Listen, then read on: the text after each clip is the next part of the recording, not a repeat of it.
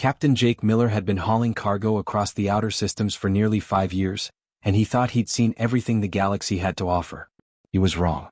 The alert came through on a Tuesday afternoon, ship time. His navigation system picked up unusual biosignatures coming from the surface of Outpost 7, a miserable little mining colony that barely showed up on most star charts. Jake knew the place by reputation. It was run by a species called the HFY, professional hunters who made their fortune trapping rare creatures and selling them to the highest bidder. Not exactly the kind of folks you wanted to have a beer with.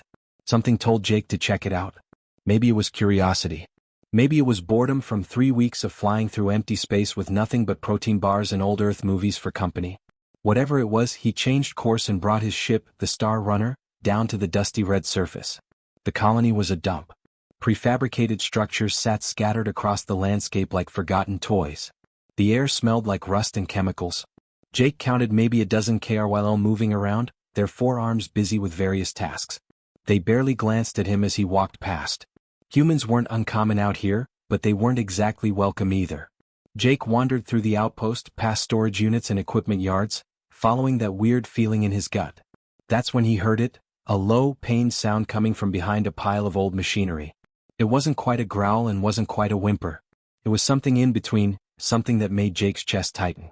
He climbed over broken drill parts and corroded metal plates, and that's when he saw it. The creature was massive, easily the size of a grizzly bear, maybe bigger. It had 6 legs, thick as tree trunks, covered in scales that looked like polished black stone. Strange glowing patterns ran across its body, pulsing faintly with blue and green light. The thing was beautiful in a terrifying sort of way. But it was also dying. An energy snare had clamped around its back right leg, the kind of trap that was illegal in most systems because of how much damage it caused. The flesh was torn open, blood, dark purple blood, pooling beneath it. The leg hung at a wrong angle, clearly shattered. Jake could see infection already setting in, the edges of the wound turning an ugly gray color. A HFY worker noticed Jake staring. "That's a shadow beast," the alien said in broken English, spitting on the ground. "Worthless. Too mean, too dangerous. We leave it." "You're just going to let it die?" Jake asked. The HFY shrugged, all 4 shoulders moving independently. "Already dead. Just doesn't know yet." Then he walked away, laughing with another hunter. Jake moved closer. The shadow beast's head snapped toward him immediately. 3 yellow eyes locked onto Jake's face, burning with pure rage and terror.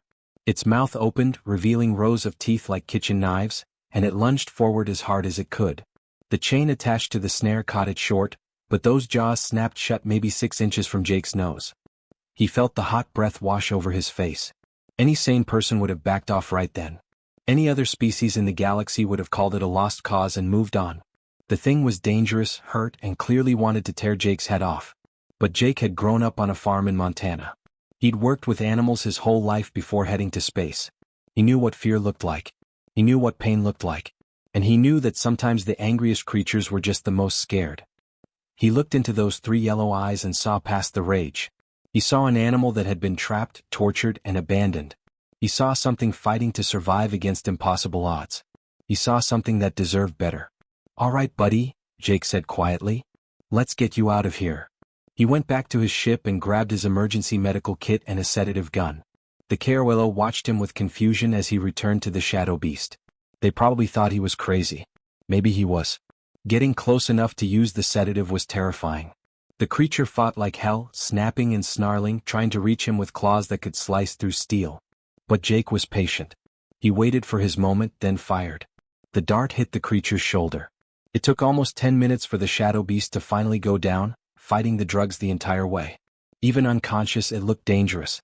Jake hooked up a portable hoverlift and spent the next hour dragging all 800 pounds of unconscious alien predator onto his ship. His back screamed in protest. His AI assistant, a program he'd named Atlas, kept flashing red warnings across every screen. "Captain, this creature is classified as extremely dangerous. This action violates 17 safety protocols."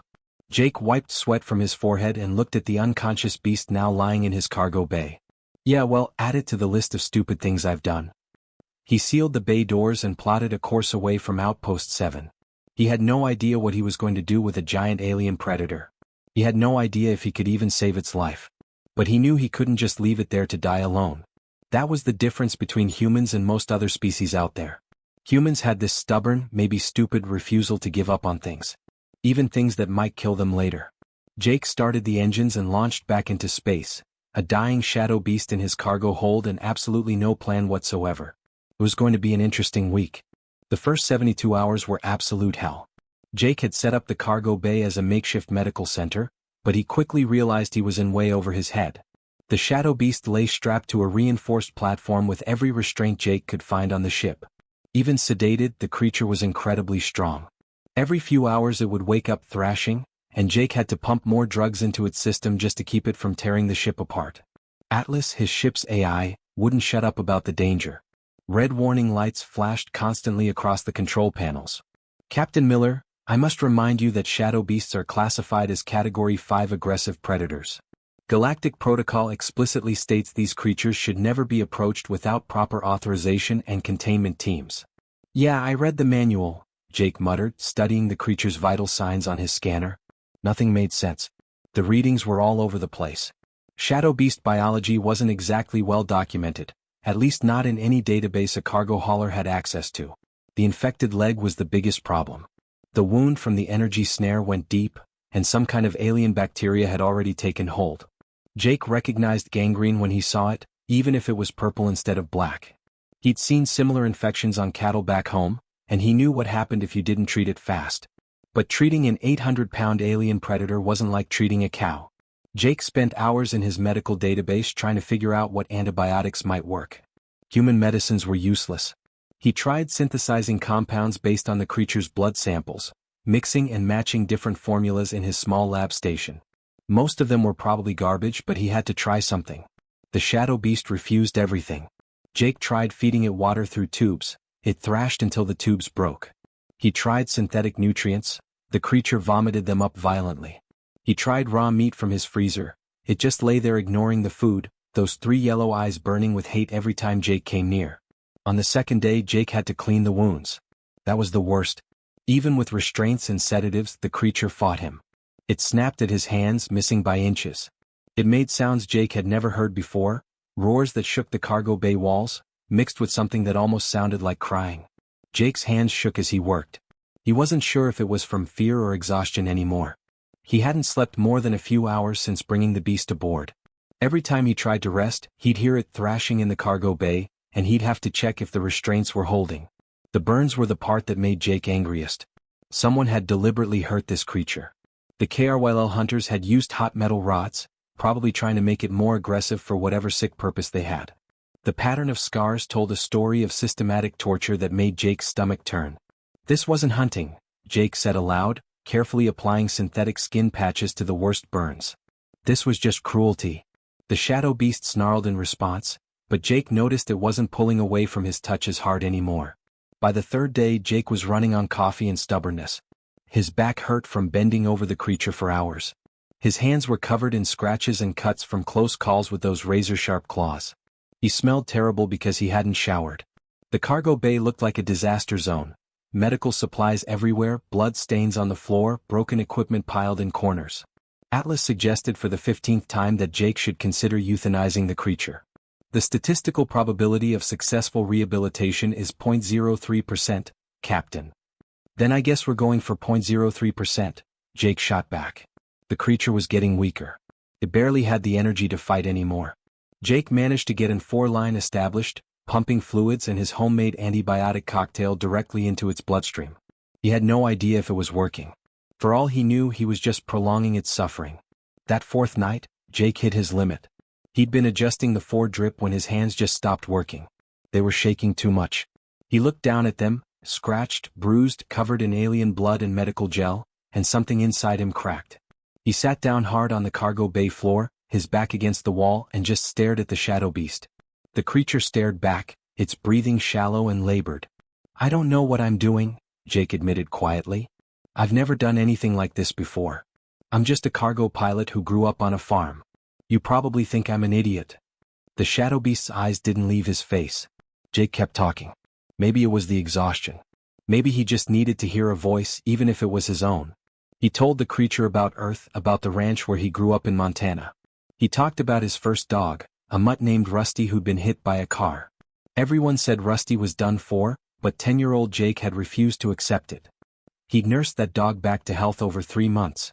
"My dad asked me why I cared so much," Jake said, his voice rough with fatigue. "I told him I didn't know. I just couldn't let Rusty die alone." Dad said that was the most human thing he'd ever heard. We don't give up on things even when it doesn't make sense. Even when everyone tells us we're wasting our time. Jake rubbed his eyes. "Maybe that's stupid. Maybe it gets us killed sometimes. But I'd rather be stupid and kind than smart and cruel." The shadow beast made a sound, not a growl, not a snarl. Something softer. Its 3 yellow eyes were still locked on Jake's face, but something in them had changed. It was listening. For the first time since Jake had found it, the creature wasn't looking at him like he was an enemy. It was looking at him like maybe, just maybe, he was something else. By day 5, Jake knew he was out of time. The antibiotics had stopped the infection from spreading further, but the damage was already done. The shadow beast's back leg was dying, plain and simple. The tissue had turned a dark gray color, and Jake could smell the rot even through his medical mask. He had 2 choices. Cut off the leg and hope the creature survived the surgery, or do nothing and watch the infection eventually kill it anyway. Jake stood in the cargo bay at 3 in the morning, staring at his surgical tools spread out on a metal tray. He'd done emergency amputations before, on horses, on cattle, even on a wild coyote once. But those animals had been properly sedated. They'd had real anesthesia, real medical facilities, real veterinarians standing by in case things went wrong. Jake had none of that. He had a cargo ship's basic medical kit, some improvised tools, and whatever sedatives he could spare without killing the creature outright. The shadow beast's metabolism burned through drugs so fast that Jake couldn't give it enough painkillers for major surgery. Not without stopping its heart. "I can't do this," Jake whispered to himself. His hands were already shaking and he hadn't even picked up a scalpel yet. Atlas spoke up from the wall speaker. "Captain, I have calculated the projected survival rates." "Don't," Jake interrupted. "Just don't. I don't want to hear the numbers." He took a deep breath and started setting up. He cleaned the tools with sterilizing gel, prepared the synthetic bandages and laid out the bone saw he'd have to use. The shadow beast watched him from its restraints, those 3 yellow eyes tracking every movement. Jake was hooking up the surgical laser when it happened. The lights flickered. Once, twice, then the whole ship shuddered. Jake's heart dropped into his stomach. He knew that feeling, a power surge probably from the aging reactor core he'd been meaning to replace for 6 months. The containment field around the shadow beast flickered with the lights. Then it died completely. Jake froze. The surgical laser slipped from his hand and clattered onto the floor. The shadow beast stared at him. The restraints were just straps now, without the energy field to reinforce them. The creature was strong enough to snap them like paper ribbons. For 3 full seconds neither of them moved. Then the shadow beast began to pull itself upright. The straps broke with soft popping sounds. Jake's legs told him to run, but his body wouldn't respond. He was trapped by his own fear, watching as 800 pounds of alien predators stood up on 5 legs, the 6th one hanging useless and rotting. This was it. This was how Jake Miller died, torn apart by the creature he tried to save. There were worse ways to go, he supposed. But the shadow beast didn't attack. Instead, it limped toward him, moving slowly. Each step looked painful. When it reached Jake, it stopped maybe 2 feet away. Jake could smell its breath, could see his reflection in those 3 unblinking eyes.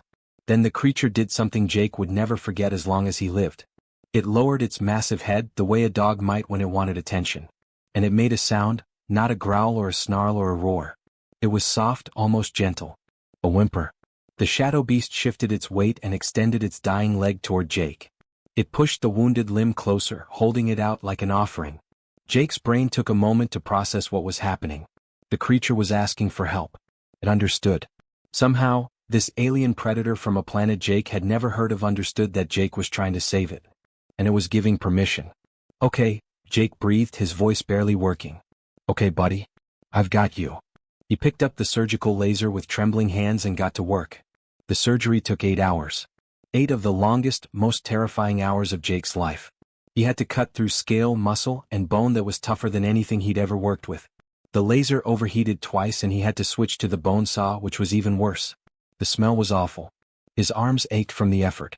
Sweat poured down his face and into his eyes. And through it all, the shadow beast stayed perfectly still. Jake had given it the strongest painkillers he dared, but he knew it wasn't enough. He could see the creature trembling. He could hear its breathing get faster during the worst parts. Every time Jake thought it might snap, might finally lose control and attack him, he'd look up at those three yellow eyes. And the shadow beast would look back, holding his gaze. Steady. Trusting. "You're doing great," Jake kept saying, not sure if the creature understood his words but hoping his tone carried meaning. "Almost done. Just hang in there." When Jake finally cauterized the last blood vessel and wrapped the stump in synthetic bandages, his vision was blurring from exhaustion. He stumbled backward, his legs giving out, and collapsed onto the cargo bay floor. He must have passed out immediately. When Jake woke up several hours later, his neck stiff and his back screaming in protest, the first thing he saw was the shadow beast. It had moved from the surgical platform and was now lying on the floor between Jake and the cargo bay door. The creature was positioned deliberately, its body blocking the only exit. Its three eyes were half closed but alert, scanning the room. It took Jake a moment to understand. The shadow beast was standing guard. While Jake slept defenseless on the floor, the creature he'd just operated on had positioned itself to protect him. Jake felt tears sting his eyes. He reached out slowly and placed his hand on the creature's shoulder. The shadow beast made that soft sound again, the one that wasn't quite a purr but wasn't aggressive either. "Yeah," Jake whispered. "We're going to be okay, aren't we?"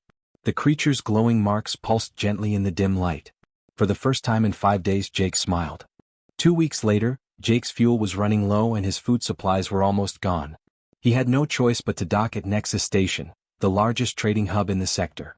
He knew it was risky, but the Star Runner couldn't make it to any other port. The shadow beast, Jake had started calling it Shadow, was healing well. The stump where its leg had been was clean and infection-free. The creature moved around the cargo bay on 5 legs now, awkward but determined. More importantly, Shadow had started eating. It turned out the creature liked the freeze-dried protein packs Jake had been saving for emergencies. Not exactly gourmet food, but Shadow didn't seem to care. The relationship between them had changed completely. Shadow followed Jake around the ship now, its massive head bumping against Jake's hip like an oversized puppy. When Jake worked on repairs, Shadow would lie nearby and watch. At night, the creature slept outside Jake's quarters, still positioning itself between Jake and any potential danger. But Jake knew the real world was about to come crashing back in. The moment the Star Runner docked at Nexus Station, alarms started going off. Station security detected the biosignature in Jake's cargo bay immediately. Within minutes, Jake's communication panel lit up with incoming calls. "Captain Miller, this is Nexus Station Command. You are harboring unauthorized dangerous fauna. Power down your engines and prepare for boarding." Jake's stomach dropped. He looked at Shadow, who had sensed the tension and was standing alert, ears pinned back. "It's going to be okay," Jake said, not sure if he was trying to convince Shadow or himself. When Jake opened the cargo bay doors, he was met by a small army. Station security in full armor, weapons drawn. Behind them stood a group of KRWL hunters, the same species that had left Shadow to die on Outpost 7. And behind them, a tall alien official wearing the insignia of Galactic Animal Control. The official, a Zentarii with gray skin and 4 eye stalks, looked at Jake with obvious disapproval. "Captain Miller, I am Inspector Vel. You are in violation of Galactic Code 7 Alpha 12. That creature must be surrendered immediately for proper disposal." Disposal? Jake felt anger rising in his chest. "You mean killing it?"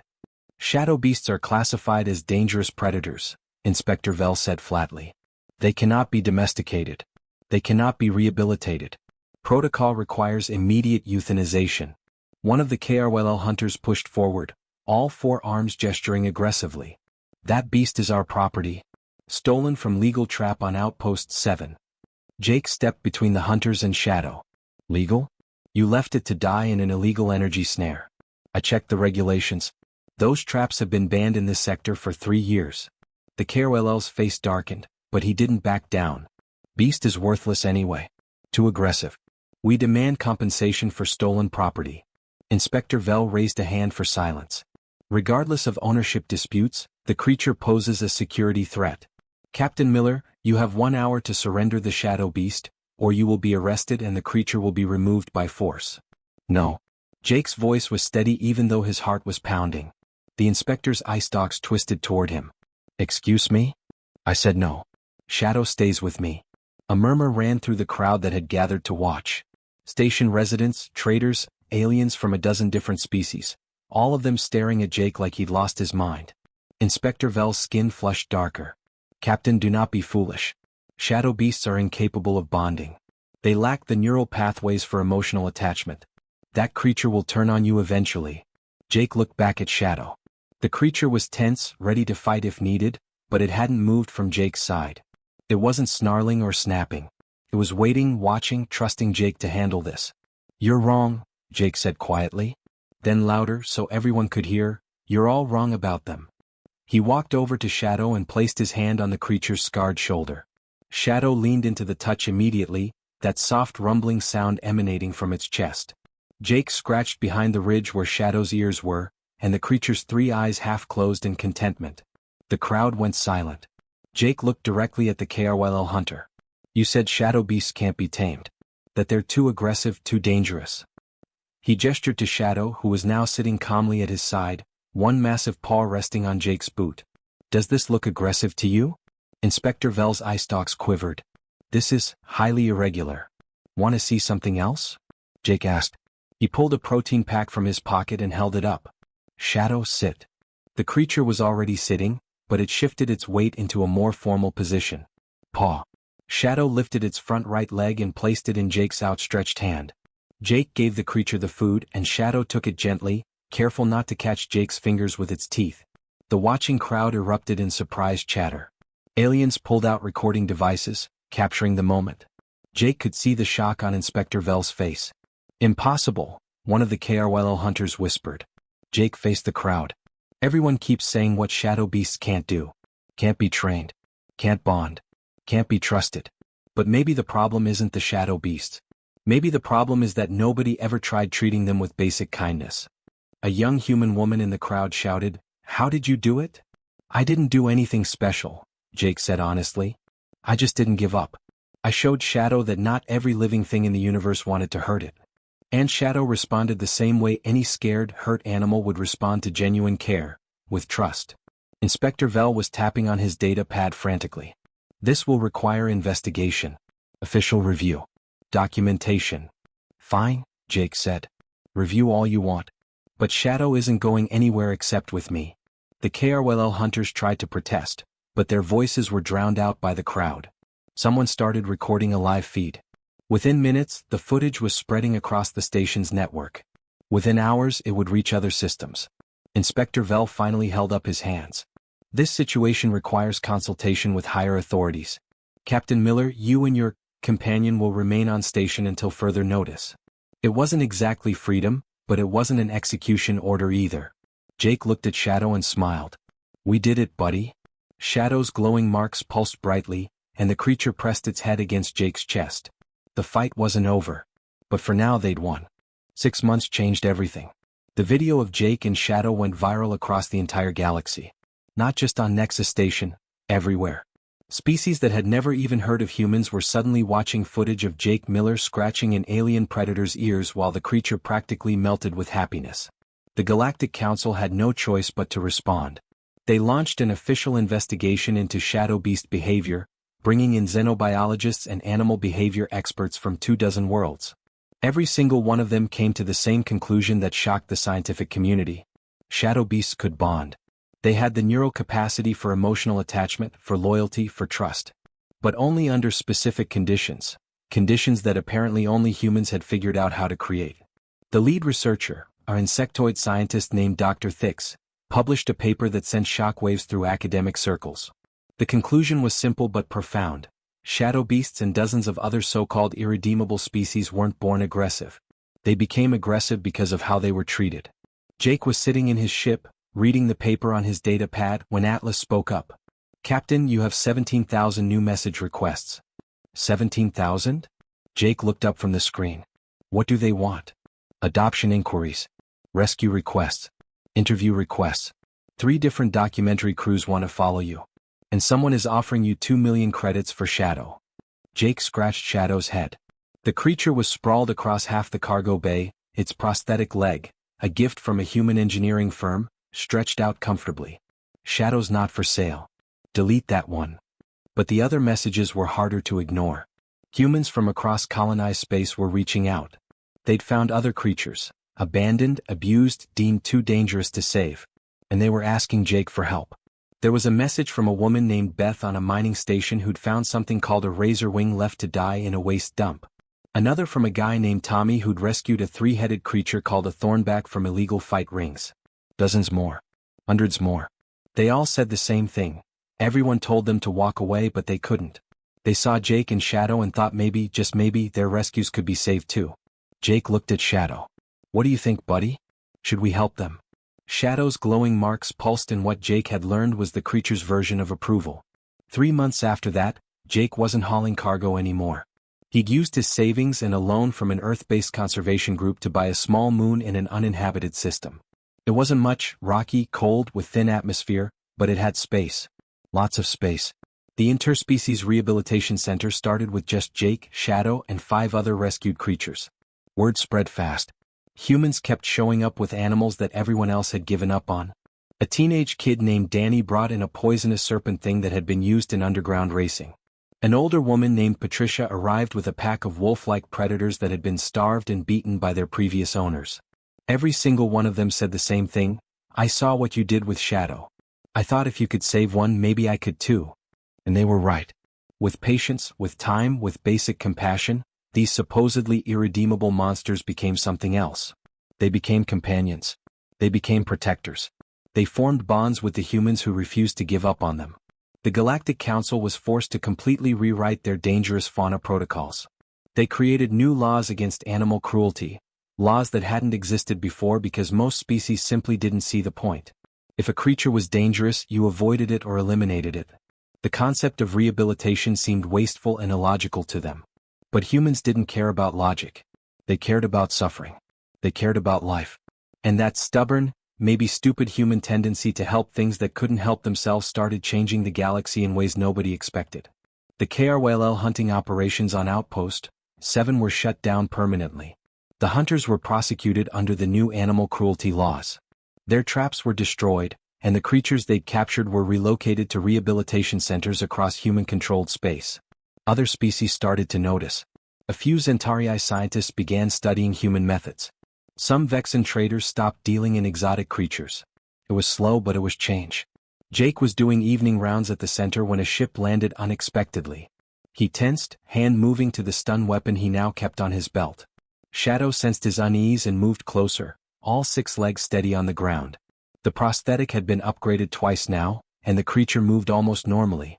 But it wasn't a threat.